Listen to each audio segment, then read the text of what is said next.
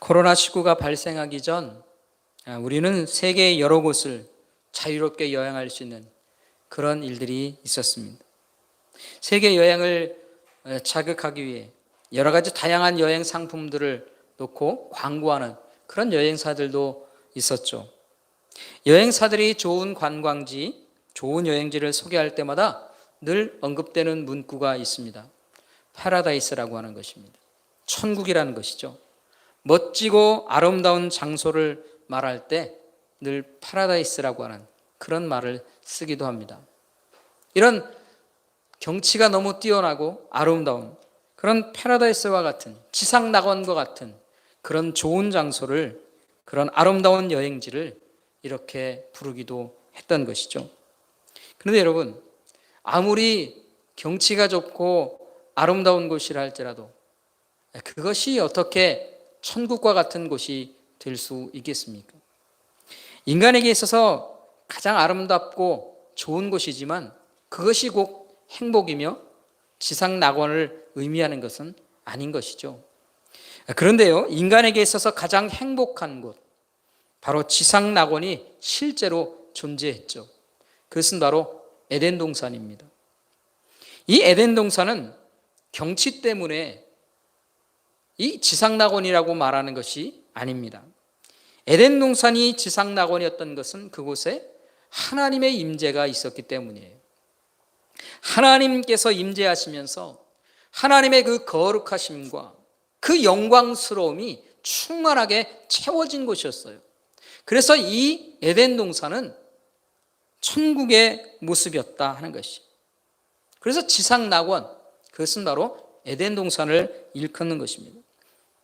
이곳에서 아담과 하와는 근심과 걱정이 없고 기쁨과 만족만 있는 그런 행복한 인생을 살고 있었다는 것이죠. 그런데 안타깝게도 이 에덴 동산에서 인간의 범죄가 시작되었습니다.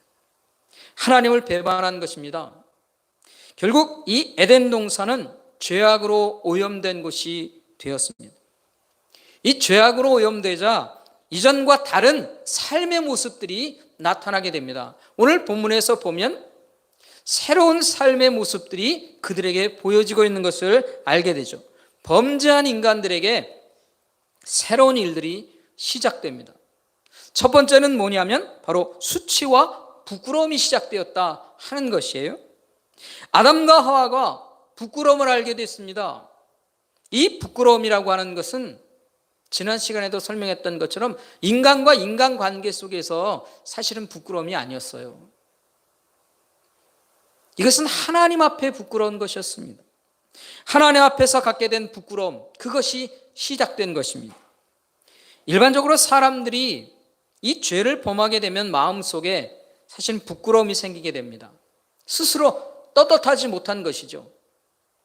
이런 부끄러움과 수치스러운 마음이 우리에게 생기는 것은 사실은 아담과 하와로부터 시작된 것이었다 하는 것입니다.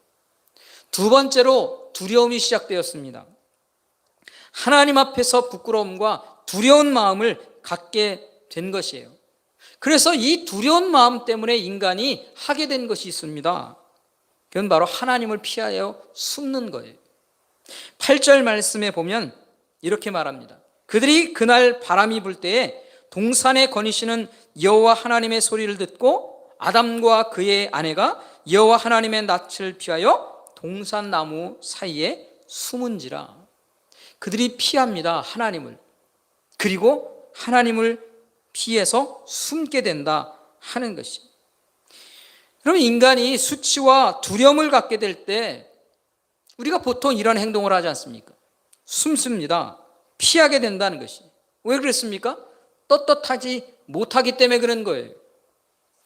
그런데 이게 피하고 숨는 것만이 아니라 또 다른 모습으로 나타나기도 합니다. 부끄러움과 두려움이 있을 때 또 다른 모습으로 나타나는 것은요, 바로 폭력적인 모습, 파괴적인 모습이다 하는 것입니다. 나의 수치와 부끄러움, 이 두려움을 감추기 위해서 파괴적인 행동들을 하게 된다는 것이에요. 말로써, 때로는 행동으로써 그것을 나타내는 것이죠. 이 아담이 하나님과 대면했을 때 자신의 죄가 드러나게 됩니다. 내가 뭘 잘못했는지 하나님 앞에서 드러나게 된 거예요. 자신의 부끄러운 죄가 드러나자 아담이 한 일이 뭡니까? 이 관계를 깨버렸다는 것이에요. 11절과 12절 말씀에 보면 이르시되 누가 너의 벗음을 내게 알렸느냐? 내가 내게 먹지 말라 명한 그 나무의 열과를 내가 먹었느냐? 아담이 이르되 하나님이 주셔서 나와 함께 있게 하신 여자 그가 그 나무 열매를 내게 주므로 내가 먹었나이다. 한마디로 뭐하고 있습니까? 핑계를 대고 있다는 거예요. 죄로 인해서 부끄러움과 두려움을 피하기 위해서 핑계를 댄다는 것이에요.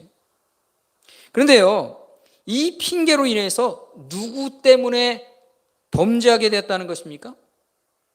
하나님이 내게 주셔서 함께한 저 여자 때문에 범죄하게 됐다는 것이에요.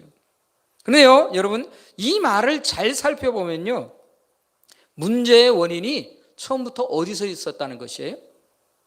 이게 하나님께로부터 있었다는 것을 말하는 것입니다. 하나님께서 아담에게 하와를 주셨어요? 무엇으로 주셨습니까? 돕는 배필로 주셨단 말이에요. 그런데 이게 돕는 배필이 맞습니까? 나를 넘어지게 하고 죄를 짓게 만듭니다. 이게 어떻게 나의 돕는 배필이겠느냐 하는 것이에요. 내게 주신 여자 때문에 내가 죄에 빠졌고, 그랬으니 그 원인은 하나님께 있는 것 아니냐. 그러니까 하나님께도 책임이 있다, 이란 말로 표현하는 것과 같은 거예요.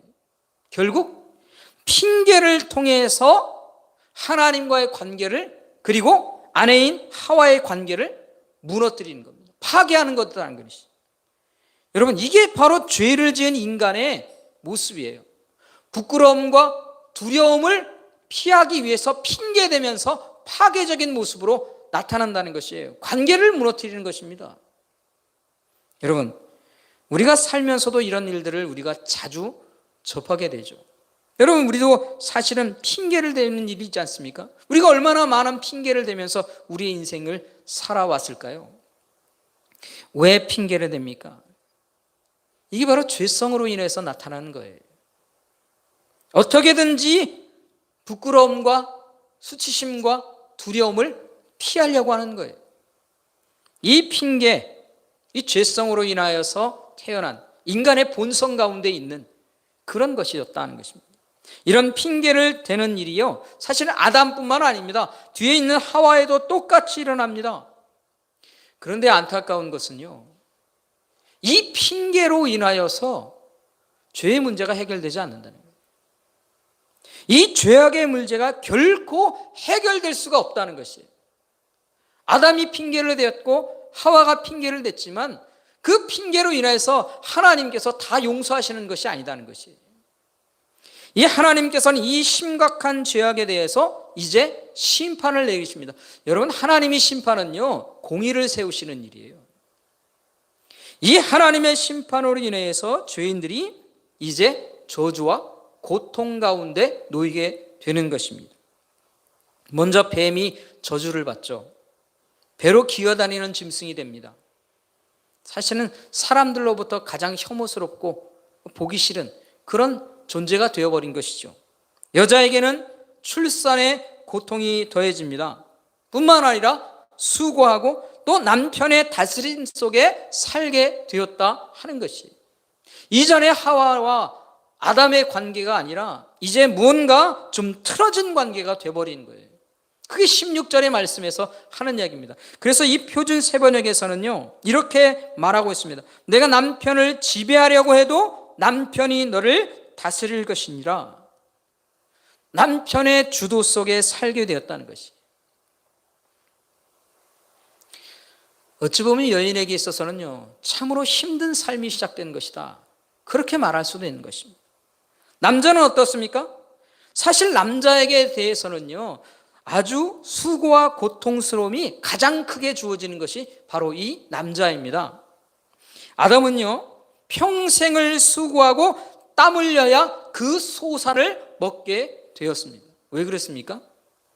이 죄로 인하여서 땅이 저주를 받았기 때문에 그런 거예요. 땅이 저주를 받아서 가시덤불과 엉겅퀴가 나는 그런 땅이 되었다는 것이. 이전에는 좋은 나무와 식물들과 열매로 채워졌던 그런 땅이었어요. 그런데 이제 거친 땅이 되어버린 것입니다. 이런 땅에서 인간은 땀 흘려 수고해야만 하는 인생이 되었습니다. 이런 수고와 고통으로 채워진 인생, 언제 끝나게 됩니까? 이 땅에서 떠날 때에만 그 수고가 끝나는 것이죠. 흙으로부터 온 인간이 이제 다시 흙으로 돌아가게 됩니다. 흙으로 돌아가야 그 모든 수고와 고통이 끝나게 된다 하는 것이죠. 여러분, 이것이 죄악으로 인해 심판과 저주 속에 빠진 인간의 인생이다 하는 것입니다. 인간의 인생이란 바로 그런 것이에요. 여러분, 과거 오래전에 농경사회 속에 살았던 우리 인간의 삶은요, 이것을 너무나 잘 보여주고 있어요. 그런데 우리가 살고 있는 이 시대는 산업사회입니다. 산업사회에 살기 때문에 이 농경 문화 속에서 사는 그런 모습과는 다른 모습으로, 다른 환경 속에서 우리가 사는 것 같이 보입니다. 그런데 여러분, 인간의 삶이 달라졌을까요? 우리의 인생이 달라졌겠느냐 하는 것이에요. 삶의 모습만 바뀌었을 뿐입니다. 농경사회나 산업사회로 모습이 바뀌었을 뿐이에요. 그러나 인간이라고 하는 존재가 농경사회에서는 땅을 갈면서 수고와 고통 가운데 그래 땀 흘리며 그렇게 살아야만 했다면, 현대사회 속에서는 여러 가지 제조업이나 또는 이 시대는 포즈라고 해서 그런 다른 상황 속에 살긴 하지만, 그럼에도 불구하고 우리는 수고와 노력을 통해서 땀 흘리는 애쓰는 것들로 인하여서 우리의 인생이 사라지게 됩니다. 결국 인생의 마지막은 이 고통과 수고 속에서 흙으로, 먼지로 사라지는 존재가 될 때, 그럴 때 우리의 수고는 다 끝나게 된다는 것이. 우리 인간의 이 운명과 같은 것들이요, 결코 변하지 않은 거예요. 하나님의 심판으로 인해 우리에게 닥친 이 인간의 운명이라고 하는 것은 변하지 않았다 하는 것입니다.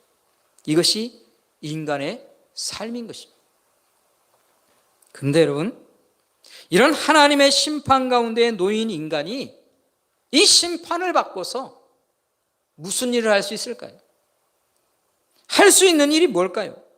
이 죄의 결과로 얻게 된 이런 인생의 문제라고 하는 것을 해결할 수 있는 능력이 인간에게 있겠느냐는 거예요. 실제로 있었느냐 하는 것입니다. 하나님의 심판 가운데 놓인 이 아담과 하와, 그런 후에 그들이 한 일이 뭡니까? 그들이 어떤 일을 했냐 하는 것이에요. 하나님의 심판을 받으면서도 그들이 한 일이라고 하는 것은요, 부끄러움과 수치를 가리는 그런 일뿐이었다 하는 것이. 죄로 인하여서 부끄러워졌습니다. 두려워졌습니다. 그것을 해결하기 위해서 아담과 하와가 한 일은요, 성경 속에 기억되는 것은 무화과 나무 잎으로 치마를 만들어 입었다는 것이. 그게 7절의 말씀입니다. 그런데 이 무화과 나무 잎으로 만든 치마가 이런 무슨 능력이 있습니까? 단지 부끄러움과 두려움을 좀 가릴 뿐이고 죄의 문제라고 하는 것에 대해서 아무런 해결책이 없는 거예요. 이게 인간의 능력 없는 모습입니다. 인간에게는요, 해결 방법이 없는 것이에요. 그래서 흙으로부터 온 인간이 흙으로 돌아가는 일에 아무런 영향력이 없어요. 이런 인간에게 하나님께서 해주신 것이 있죠. 그게 뭡니까? 바로 가죽옷을 입혀주셨다는 것이. 이 21절의 말씀입니다. 우리 21절 말씀을 다 같이 함께 읽어보도록 하겠습니다. 다 같이 함께 21절 말씀 함께 읽도록 하겠습니다. 읽겠습니다. 여호와 하나님이 아담과 그의 아내를 위하여 가죽옷을 지어 입히시니라. 여러분, 우리 하나님이 부족하고 초라한 이 인간의 문제를 해결해 주시기 위해 하나님이 가죽옷을 입혀주셨어요. 이 가죽옷이라고 하는 것이 만들어지기 위해서는 희생과 피 흘림이 필요한 거예요. 생명을 잃게 하는 희생과 피 흘림이 있어야만 이 가죽옷은 만들어지게 되는 것이에요. 희생과 피 흘림을 통해 문제를 해결해 주십니다. 그리고 하나님이 선물로 주신 것이죠. 은혜의 선물로 주셨다 하는 것이죠. 이 부족하고 연약한 인간들을 위해서 하나님이 은혜의 선물로 입혀주신 거죠. 그래서 하나님은 은혜의 하나님이십니다. 은혜의 선물로 입혀주시는 분이시다 하는 것이. 사랑하는 성도 여러분, 이 가죽의 옷이라고 하는 것은 사실은 훗날에 예수님으로 연결되는 거예요. 범죄한 인간이요, 사망 가운데 놓였습니다. 부끄럽고 두려운 삶 속에 빠지게 되었다 하는 것이. 그러나 예수 그리스도께서 십자가에서 피 흘려 자신을 희생하셨어요. 십자가를 통해 우리의 부끄러움, 두려움 가려지게 하셨습니다. 그래서 우리는 이제 하나님 앞에서 어떤 존재가 됩니까? 담대함을 가진 존재가 된 거예요. 그리고 하나님 앞에 서게 되는 존재가 되었다 하는 것이. 우리는 하나님께서 주신 이 옷, 바로 예수 그리스도의 옷을 입은 자들이 됩니다. 십자가의 은혜의 옷을 입게 된 자들이 되었다는 것이. 우리가 입게 된 이 은혜의 옷이라고 하는 것은 우리가 우리 스스로를 자랑하면서 만들어지는 그런 초라하고 보잘것없는 그런 옷으로 만든 것이 아니에요. 예수 그리스도의 십자가로 만들어진 견고한 옷을 입고 사는 자들이 바로 우리의 인생이다 하는 것입니다. 그래서 로마서 13장 14절에서는 우리에게 이렇게 권면하고 있습니다. 로마서 13장 14절입니다. 오직 주 예수 그리스도로 옷 입고 정욕을 위하여 육신의 일을 도모하지 말라는 것입니다. 우리가 예수 그리스도로 옷 입은 사람들입니다. 사랑하는 성도 여러분, 우리는 이 땅에서 예수 그리스도를 통해 구원 얻은 예수 그리스도로 옷 입은 그런 사람으로 살아갑니다. 그런데요, 우리 삶을 한번 살펴보십시오. 우리가 아담과 하와의 범죄로 인하여서 인간이 당하게 되는 이 삶의 한계들, 그 한계 속에 우리는 살아갈 수밖에 없습니다. 이 땅에 사는 우리들은요, 그 한계를 가지고 살아가는 거예요. 땀 흘리고 수고하여야만 살아가게 됩니다. 때로 힘든 삶의 무게를 짊어지고 고통 속에 살아가게 됩니다. 그리고 마침내 죽음의 맛을 보게 되고, 그리고 흙으로, 먼지로 우리는 돌아갈 수밖에 없어요. 그리스도인들에게도 동일한 인간의 한계라고 하는 것, 범죄함으로 인해서 인간에게 주어진 이 운명이라고 하는 것, 그것은 동일하게 우리에게 주어진다는 것이에요. 그러나 여러분, 우리는요, 예수 그리스도와 관계없이 사는 세상의 사람들과 똑같은 인생의 마지막을 맞는 것은 아님을 우리는 기억해야 합니다. 왜 그렇습니까?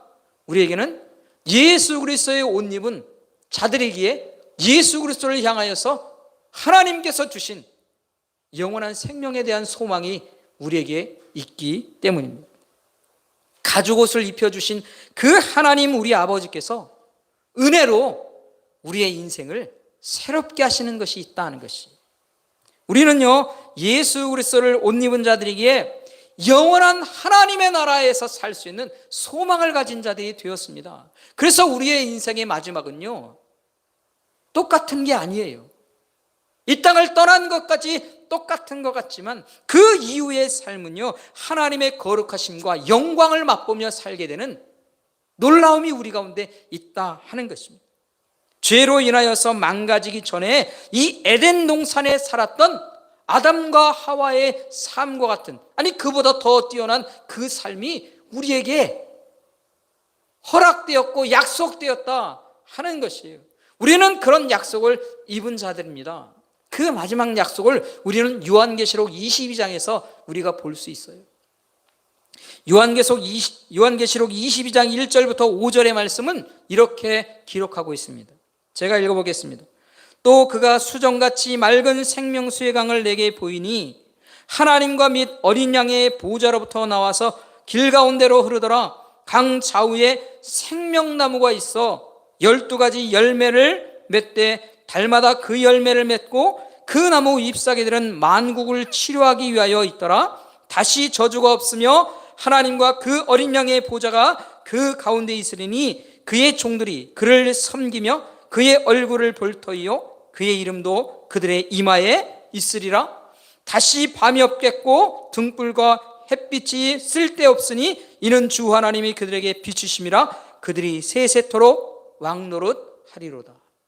여러분, 이것은 하나님께서 어려움과 고통 속에 살고 있는 하나님의 백성들, 하나님의 공동체, 하나님의 교회를 향하여서 요한 사도를 통하여서 주시는 하나님의 약속이었어요. 이 놀라운 하나님의 새로운 나라 속에 우리가 살게 될 거예요. 이것이 바로 하나님이 우리에게 주신 놀라운 약속입니다. 이 땅을 떠나 하나님의 품에 안길 때에 이런 삶이 우리 가운데 입혀지게 되는 것입니다.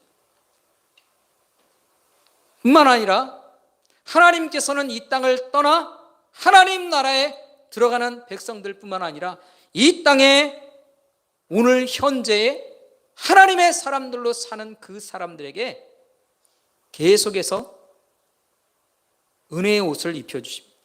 가죽 옷을 입혀주셨던 이 하나님이 오늘 우리에게도 계속해서 이 땅을 살고 있는 우리에게도 하나님의 은혜의 옷을 입혀주신다는 거예요. 성령님을 통해서 하루하루 우리의 삶 속에 새로운 은혜의 일들을 우리에게 입혀주시는 거예요. 그런데 우리가 이런 하나님의 은혜의 손길을 잃어버리고 산다면 어떨까요? 때로는 어리석게도 하나님의 은혜의 손길을 외면하며 산다면 어떻겠느냐는 거예요. 이게 얼마나 어리석은 삶이냐는 거예요. 하나님의 은혜의 손길을 외면하고 하나님 없는 삶을 꿈꾸거나 때로는 내 문제는 내 손으로 해결해야만 한다, 그렇게 헛된 자존심을 내세우는 그런 삶 가운데 우리가 있다면 이게 얼마나 어리석은 것이냐. 이것은요, 마치 하나님 앞에서 아담과 하와가 나뭇잎으로 자기의 부끄러움과 수치를 가리려고 했던 그런 어리석음과 똑같은 것입니다. 우리의 삶 속에 하나님이 이 보잘것없는 우리의 능력을 하나님의 은혜의 손길로 바꿔주려고 하시는 거예요. 여러분, 우리가 그것을 안다면 하나님이 나와 함께 하시고 내 곁에 계시는 것을 우리는 기억하며 살아야 합니다. 오늘 혹시 우리에게 이런 어리석음의 삶이 있지는 않을까요? 어리석은 삶의 태도를 가지고 지금도 내 문제 내결하게 해결하며 살아야 된다는 어리석은 마음으로 그렇게 아담과 하와처럼 부끄럽고 초라한 모습으로 그렇게 나의 인생을 꿈꾸며 사는 것은 아닌지를 우리는 다시 한번 살펴볼 수 있기를 간절히 바랍니다. 우리 하나님께는요, 우리의 삶에 완벽한 해결자가 되어주시는 분이십니다. 이런 은혜 하나님 앞에 우리는 더 가까이 나아가야 합니다. 우리 하나님께서, 우리 예수 그리스도께서 우리에게 입혀주신 이 은혜의 옷을 기억하며 살아야 합니다. 우리는 예수 그리스도의 옷을 입은 자들입니다. 예수 그리스도만 바라보며 살아야 합니다. 하나님께서 입혀주신 은혜의 옷만을 입으며 살 것을 간절히 소원하며 다짐하며 살아야 합니다. 그럴 영혼들이라면 우리가 할 일이 무엇입니까? 늘 하나님 앞에 가까이 나아가야 돼요. 하나님, 나의 이 부끄럽고 초라한 삶의 모습이지만 하나님께서 주시는 그 은혜의 옷을 입기를 원합니다. 성령 하나님, 내 영혼에 하나님이 주시는 만족과 평안함을 누리며 살 수 있도록 하나님, 내 인생 하나님의 은혜의 손길로 만져주옵소서. 우리는 그렇게 하나님의 은혜를 구하며 살아야 할 줄 압니다. 하나님 앞에 더 가까이 나아가 하나님의 은혜의 손을 붙들고 살기로 다짐하는 저와 여러분 인생길 되길 바랍니다. 예수 그리스도 안에서 누리는 이 참된 평안과 만족의 삶을 누리며 사는 그런 우리의 인생길 되기를 다시 한번 주의 이름으로 축원합니다. 축원합니다. 기도하겠습니다.